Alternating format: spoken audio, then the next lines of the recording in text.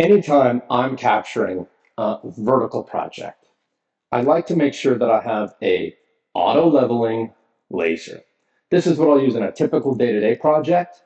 Whenever I'm doing something a little bit bigger, maybe a little bit more complex, or I have multiple walls, I bring out a different laser.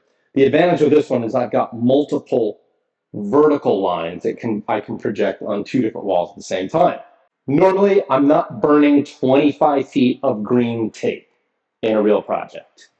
Today, just so it's easier to see in the video, I place the tape so you can see where this laser is projecting its lines.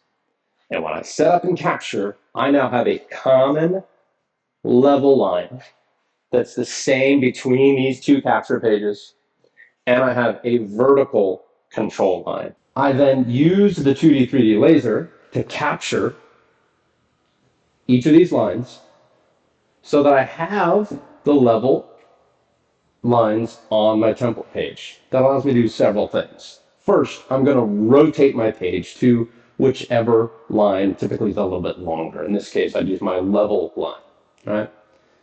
And anytime I have any offsets from this page, let's say from our plumbing fixture to the top of this panel, I can pull a dimension.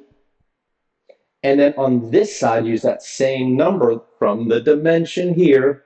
I can then offset this control line in my drawing up and make sure I have the same height panels on the two different walls. You can also use these control lines downstream in your workflow to align these pages for vein matching. Next time you've got a vertical project to capture, we want to make sure that you've got both the right tools and the right techniques so your team can succeed every single time. Thank you.